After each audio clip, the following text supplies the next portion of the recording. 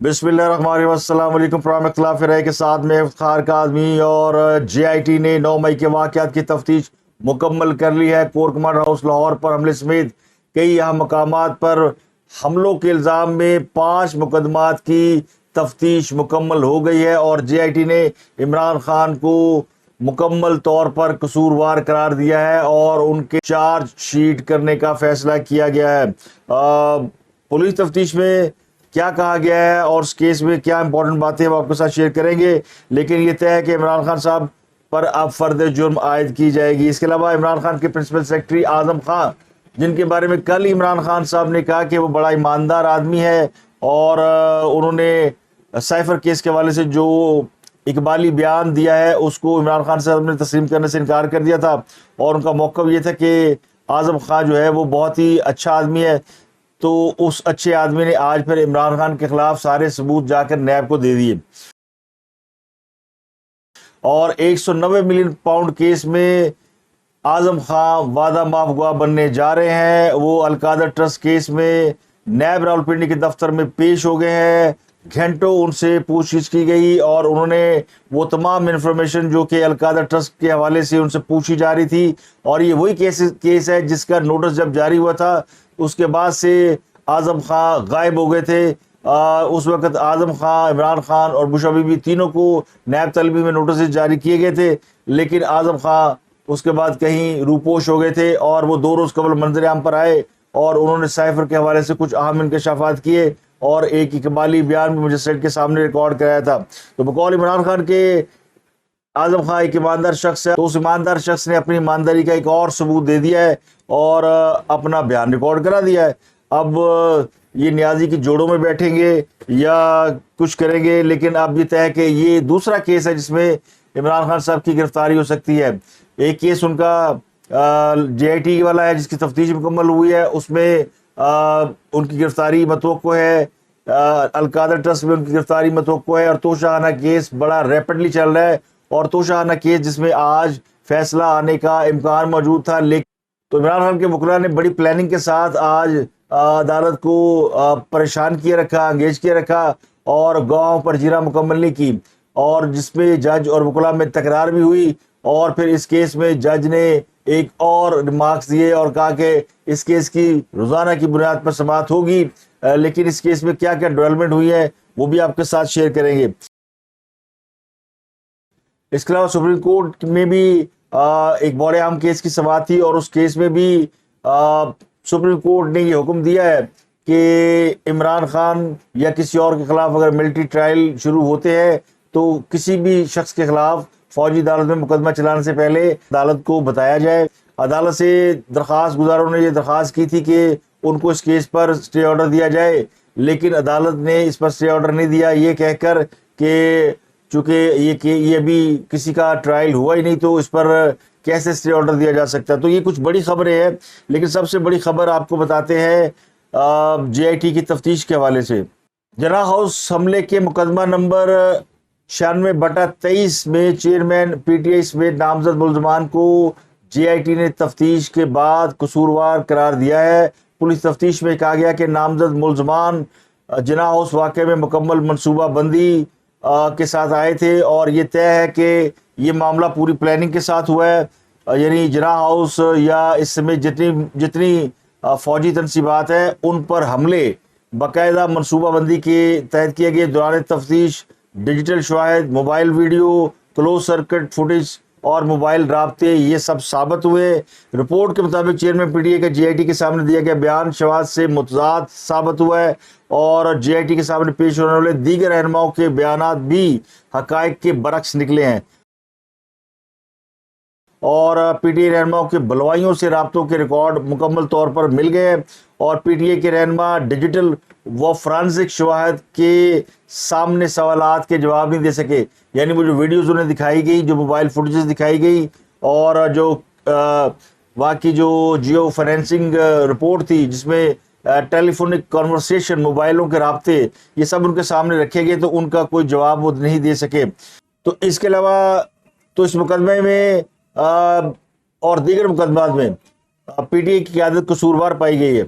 10 مقدمات میں نامزد گرفتار ملزمان کی حساس تنصیبات پر موجودگی ثابت ہو گئی ہے، اور یہ میں نے آپ کو بتایا کہ جیو فینسنگ کے ذریعے ثابت ہوئی ہے، اور یہ تمام جو رپورٹ ہے وہ عدالت میں پیش کر دی گئی ہے۔ تو اے ٹی سی کی عدالت میں خان صاحب کے خلاف 5 مقدمات تھے، جس پر اسپیشل پروسیکیوٹر نے اس کی مخالفت کی کہ عمران خان کو جو ضمانت دی جائے۔ ان کا کہنا تھا کہ یہ جو رپورٹ آئی ہے اس کی بنیاد پر آنت جرم میں چارج فریم ہونا چاہیے، اور انہوں نے ان کی گرفتاری بھی ڈیمانڈ کی، یعنی حکومت کا جو اسپیشل پروسیکیوٹر ہے وہ عمران خان صاحب کی گرفتاری ڈیمانڈ کر رہے ہیں، لیکن اے ٹی سی نے عمران خان صاحب کو اس رپورٹ کے باوجود جو ہے وہ 5 کیسوں میں ضمانت دے دی ہے۔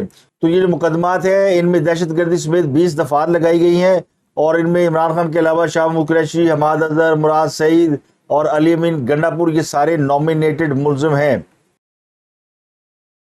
تو دوسری بڑی خبر اعظم خان کے حوالے سے ہے، جو عمران خان کے خلاف سائفر کیس میں وعدہ ماں گواہ ہے۔ وہ آج اچانک صبح 10 بجے نیب راولپنڈی کے سامنے پیش ہوئے، تو پتہ ہی چلا کہ نیب نے انہیں کل ایک نوٹس جاری کیا تھا کہ وہ نیب کے سامنے پیش ہو۔ وہ اس سے پہلے بھی نیب کے سامنے نوٹس جاری ہونے کے باوجود پیش نہیں ہوئے تھے، اور میں نے آپ کو بتایا تھا کہ وہ کہیں غائب ہو گئے تھے۔ یہ القادر ٹرسٹ کیس ہے، تو ذرائع بتاتے ہیں کہ اعظم خان جو ہے وہ اپنی ذاتی گاڑی پر نیب کے دفتر آئے، اور ان کے ساتھ کوئی بھی کسی ادارے کا اہلکار یا کوئی اور رشتہ دار نہیں تھا۔ وہ خود آئے، نیب کے دفتر گئے، اور پھر نیب کے دفتر میں وہ گھنٹوں تفتیش کے بعد باہر نکلے۔ تو ذرائع نے جو ان کے حوالے سے انفارمیشن دی ہے وہ یہ کہتے ہیں کہ انہوں نے 190 ملین پاؤنڈ کے حوالے سے جو نیب کے پاس دستاویزات موجود ہیں ان کی تصدیق کی ہے، اور بتایا کہ یہ جو پیسے کس طرح ادا کیے گئے۔ ذرائع کے مطابق وہ کہتے ہیں کہ جو رقم پاکستان کے اکاؤنٹ میں آئی سارے معاملات کے وہ عینی شاہد ہیں، اور انہوں نے بہت سارے چہروں کو بھی دیکھا ہے۔ عمران خان صاحب اس حوالے سے ہدایات بھی دیتے رہے ہیں، اور کابینہ میں میٹنگ سے پہلے شہزاد اکبر عمران خان کی جو آپس میں میٹنگ ہوئی اس کے بھی وہ وٹنس ہیں، اور وہ جو سمری تیار کی گئی کابینہ اجلاس کے لیے وہ بقول اعظم خان شہزاد اکبر نے تیار کی، ان کا بنیادی رول تھا۔ تو ذرائع نے بتایا کہ انہوں نے کابینہ اجلاس کے حوالے سے پوچھے جانے والے تمام سوالوں کے جواب بھی دیے، اور ان کے جو بیانات ہیں وہ عمران خان کے جو نیب کے سامنے دیے گئے بیان ہیں یا دعوے ہیں اس کے بالکل برعکس ہے۔ اور انہوں نے بتایا کہ کس موقع پر عمران خان صاحب نے کس کو کیا ہدایات جاری کی، اور شہزاد اکبر جو ہے وہ رقم کے حوالے سے عمران خان صاحب سے ڈسکس بھی کرتے رہے، اور عمران خان صاحب کی مکمل کنسنٹ کے ساتھ سمری بنا کر یہ معاملہ کابینہ کے سامنے رکھا گیا، اور وہ اس واقعے کے عینی شاہد ہیں۔ اس کے علاوہ چیئرمین پی ٹی آئی کے خلاف توشہانہ کیس کی آج سماعت تھی، اور اس میں خواجہ حارث نے آج 2 گواہوں کے اوپر جرح کرنی تھی۔ گواہوں نے کل بیان ریکارڈ کرایا تھا، تو عدالت نے عمران خان صاحب کے وکیل خواجہ حارث کو گواہوں پر جرح کی اجازت دی۔ خواجہ حارث نے گواہوں پر جرح شروع کی، تو سب سے پہلے وقاص ملک ان سے جرح کی گئی، اور وہ چونکہ الیکشن آفیسر ہے تو ان سے کچھ سوال جواب کیے گئے۔ تو خواجہ حارث صاحب کو وقاص ملک کے دستخط کے حوالے سے یہ شبہ تھا کہ یہ دستخط جعلی ہے۔ تو عمران خان کے وکیل نے جرح کے دوران گواہ سے کہا کہ میرے مطابق آپ نے جب درخواست دائر کی تھی تو اس وقت جھوٹ بولا تھا، اور آپ ابھی بھی بات کرتے ہوئے وکیل امجد پرویز کو کیوں دیکھ رہے ہیں؟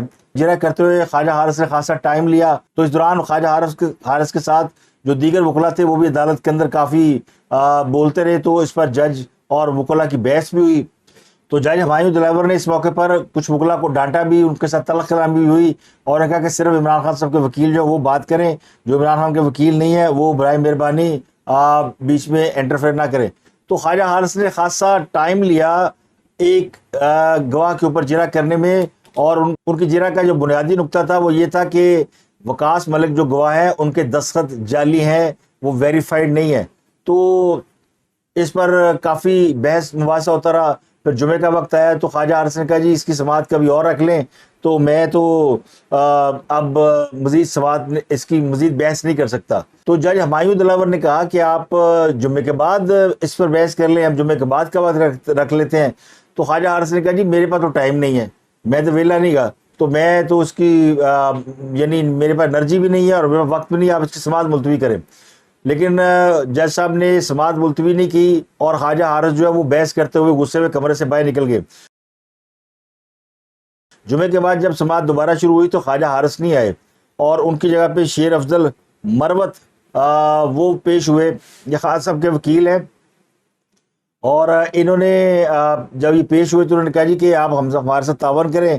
تو اس میں جو اہم نقطہ وہ یہ کہ جج ہمایوں دلاور نے وہ بتایا کہ جناب یہ جو شیر افضل مروت ہے جو عمران خان کے وکیل ہیں یہ میرے سینئر ہیں. اب چونکہ وہ آگے ہیں اور میرے سینئر ہیں اور انہوں نے درخواست کیا کہ سماعت ملتوی کی جائے تو میں اس کو کنسیڈر کر لیتا ہوں، لیکن کیس کی سماعت جو ہے وہ روزانہ کی بنیاد پہ ہوگی. تو شیر افضل مروت نے کہا کہ کیا آپ کو کوئی ڈائریکشن ہے کہ کیس کی سماعت روزانہ کی بنیاد پہ کریں؟ تو انہوں نے کہا کہ نہیں، مجھے کوئی ڈائریکشن نہیں ہے، میں خود اپنی ڈائریکشن میں خود دیتا ہوں. تو میں نے اس کیس کی روزانہ سماعت کرنے کا فیصلہ کیا ہے، لیکن آج میں آپ کی درخواست پر اس کیس کی سماعت ملتوی کر رہا ہوں. تو جو فیصلہ آج ہونا تھا وہ خان صاحب کے وکلا نے بڑی ہوشیاری سے جب گواہوں پہ جرائم مکمل نہیں کی تو پھر فیصلہ کیا آنا تھا. تو آج کا دن جو ہے وہ جو خطرناک دن تھا عمران خان کے لیے وہ انہوں نے نکال لیا ہے. اب چونکہ اس کیس کی روزانہ سماعت کا فیصلہ ہوا تو اگر ہفتے کو نہیں تو منڈے تک اس کیس کی گواہوں کی پہ جرا مکمل ہو جائے گی. تو یہ کیس کی سماعت مکمل ہونے کے بعد اس بات کا امکان ہے کہ اس کا فیصلہ آ جائے. تو یہی خوف ہے تحریک انصاف کے لوگوں کو کہ اس کیس میں عمران خان کے خلاف کوئی فیصلہ نہ آ جائے. اس کے علاوہ فوجی عدالتوں میں سویلین کے ٹرائل کے خلاف سپریم کورٹ میں کیس چل رہا ہے. اس کیس میں عدالت نے آج یہ ریمارکس دیا کہ ملٹری ٹرائل شروع ہونے سے قبل عدالت کو بتایا جائے. چونکہ ہمیں حکومت نے کہا کہ ابھی تک کسی شخص کا کوئی فوجی عدالت میں ٹرائل شروع نہیں ہوا تو ہم نے یہ نوٹ کر لیا ہے اور یہ بھی کہا گیا ہے کہ کوئی ٹرائل ابھی شروع نہیں کیا جائے گا. تو یہ ساری باتیں ہم نے نوٹ کر لی ہے. تو اس کیس میں بڑی لمبی چوڑی سماعت ہوئی ہے اور اس کیس میں 2-3 بڑی امپورٹنٹ باتیں ہیں. ایک تو عدالت نے یہ پوچھا تھا کل کہ مقدمات فوجی عدالتوں میں چلیں گے یا جن کا ٹرائل ہوگا ان کو کیا اپیل کا کوئی حق ہوگا. تو اس پر اٹارنی جنرل نے 9 مئی کے واقعات پر ملٹری کورٹس کے ٹرائل کے فیصلوں پر وجوہات کا ذکر کرتے ہوئے سپریم کورٹ کو یہ یقین دہانی کرائی کہ جو بھی لوگ گرفتار ہیں 102 لوگ ہیں ان کو اپیل کا حق دینے کے معاملے پر قانون سازی کی جائے گی اور اس کے لیے 1 ماہ کی مہلت دی جائے. یعنی حکومت نے اپیل کا حق دینے کے لیے قانون سازی کرنے کا فیصلہ کیا اور قانون سازی کے لیے انہیں 1 ماہ کی مہلت درکار ہے. اب آج ہے 21 جولائی اور 8 اگست کو حکومت نے چلے جانا گھر. تو 15 دن کے بعد تقریباً اگر آپ رفلی 16-17 دن بنتے ہیں اس کے بعد اس میں حکومت جاری ہے تو پھر کون سی قانون سازی. لیکن یہ معاملہ جو ہے یوں لگتا ہے کہ نہ حکومت اس کے اوپر آگے بڑھ رہی ہے نہ عدالت اس کے اوپر آگے بڑھ رہی ہے. اور عدالت کا بھی موقف یہ ہے کہ کوئی ایسا فیصلہ نہ دیا جائے جس سے فوج کے اس فیصلے کو جس میں انہوں نے یہ سوچ رکھا ہے کہ 9 مئی کے کرداروں کو ملٹری کورٹ میں ٹرائل کیا جائے گا اس کے خلاف کوئی فیصلہ دیا جائے. اور نہ ہی حکومت کوئی ایسا کام کرنے جا رہی ہے کہ جس سے وہ یہ تاثر دے کہ جن لوگوں کے ٹرائل ملٹری کورٹ میں ہونے ہیں وہ سپریم کورٹ کے مرضی منشا کے برخلاف بھی ہو سکتے ہیں. یعنی سپریم کورٹ کی مرضی ہو یا نہ ہو لیکن ہم کورٹ کے اندر ہم ان کے ٹرائل چلا سکتے ہیں. تو یہ معاملہ کوئی ایون سا معاملہ لگتا ہے. یعنی اگر کسی کا ٹرائل ملٹری کورٹ میں ہوگا تو اس کو اپیل کا حق ملے گا. یہ میک شور کر رہی ہے عدالت اور حکومت میک شور کر رہی ہے کہ ہم نے ابھی تک کسی کے خلاف ملٹری کورٹ میں ٹرائل کر ہی نہیں رہے اور اگر کریں گے تو اپیل کا حق دینے کے لیے پہلے قانون سازی کریں گے. تو یہ یہاں پہ نا وہ کہتے ہیں نا گنجل، ایک ایسا گنجل ڈال دیا گیا کہ یعنی کسی کو کوئی بات سمجھ میں نہ آئے کہ فیصلہ ہو بھی رہا ہے اور نہیں بھی ہو رہا. جن پوری سپریم کورٹ بیٹھی ہے وہ یہ فیصلہ نہیں کر پا رہی کہ فوجی عدالتوں میں ٹرائل ہونا چاہیے یا نہیں ہونا چاہیے. اور حکومت بھی کوئی ایسی واضح پوزیشن نہیں لے رہی کہ ہاں ہم فوجی عدالتوں میں ٹرائل کرنے جا رہے ہیں. ویسے فوجی عدالتوں میں جو ٹرائل ہوتا ہے اس کی اپیل ہوتی ہے، یہ بات تو سب کے سامنے ہے. لیکن اب باقاعدہ حکومت اس کے اوپر قانون سازی کرنا چاہتی ہے تو اس کے لیے 1 ماہ مانگ رہی ہے. تو 1 ماہ کے بعد تو کہانی بدل جائے گی. اور یہ بات ہوتا ہے کہ سپریم کورٹ جو اس بات پر آمادہ ہے کہ عمران خان صاحب کو کسی بھی طریقے سے کسی بھی کیس میں کوئی سزا نہیں ہونی چاہیے. سپریم کورٹ کے چیف جسٹس صاحب میرا خیال ہے ان کا تو ارادہ یہ کہ جب تک وہ موجود ہیں ان کے ہوتے ہوئے عمران خان کو تتی ہوا نہ لگے. ویسے ان کے بس میں ہو تو عمران خان کو پرائم منسٹر بنا دیں. لیکن ابھی چونکہ بس نہیں چل رہا، انہیں پتہ کہ عمران خان دوبارہ اقتدار میں آ نہیں سکتے، لیکن پوری کوشش کر کے انہیں سزاؤں سے بچانے کی جو ہے وہ جدوجہد کی جا رہی ہے. تو یہ ایک تاثر جو ہے وہ مجھے آج کی سماج سے ملا ہے کہ جناب یہ جو کہتے ہیں کھایا پیا کچھ نہیں گلاس توڑا 12 آنے والا صاحب ہے. وہ ریمارکس تو بڑے ہیں اور بڑے زبردست ریمارکس ہیں. اگر آپ کیس کی ڈیٹیلز میں جانا چاہیں تو پھر ہر ریمارکس جو اپنی جگہ یعنی ایسا ہے کہ سونے کے حروف سے لکھا جائے. کیا انسانی حقوق اور کیا جمہوریت کی باتیں ہو رہی ہیں, کیا عام شہری اور فوجی کے درمیان جو تفریق ہے وہ اس پہ بات ہو رہی ہے. مثلا ایک جگہ پہ کہا گیا کہ اگر عام شہری سویلین کا جھگڑا کسی فوجی کے ساتھ ہو تو ٹرائل کیسے ہوگا, کہاں پہ ٹرائل ہوگا. تو اس پر قانون واضح ہونا چاہیے. اس پر انہوں نے کہا جسٹس اعجاز الحسن نے کہ سویلین پر فوجی ایکٹ کے اطلاق کے لیے 21ویں ترمیم کی گئی تھی اور سویلین پر آرمی ایکٹ کے اطلاق کے لیے شرائط رکھی گئی تھی. 21ویں ترمیم کے تحت قائم کردہ فوجی عدالتیں مخصوص وقت کے لیے تھیں. جسٹس یحییٰ آفریدی نے ریمارکس دیا کہ آپ جیسے دلائل دے رہے ہیں, لگتا ہے کہ اپنے ہی کئی بات کی نفی کر رہے ہیں. تو اس میں تو بہت سی باتیں یعنی ایسی ہے. منیب اختر, اعجاز الحسن, مظاہر علی اکبر نقوی اور چیف جسٹس یہ بنیادی طور پر حکومت کے اوپر پوری طرح سے چڑھے ہوئے ہیں. لیکن ہونا وہی ہے جو منظور خدا ہے. اگر عمران خان صاحب بے قصور ہے تو ظاہر ہے وہ بچ جائیں گے, اگر قصوروار ہے تو انہی عدالتوں سے, جو عدالتیں اس وقت انہیں پروٹیکٹ کر رہی ہیں, انہی عدالتوں سے وہ سزا بھی پا سکتے ہیں. تو یہ آج کی بڑی خبریں ہیں اور کچھ اور آپ خبریں آپ کے ساتھ اگلے ولاگ میں شیئر کریں گے. تب تک کے لیے اجازت دیجیے. اپنا گردنوا کے لوگوں کا بہت خیال رکھیے گا.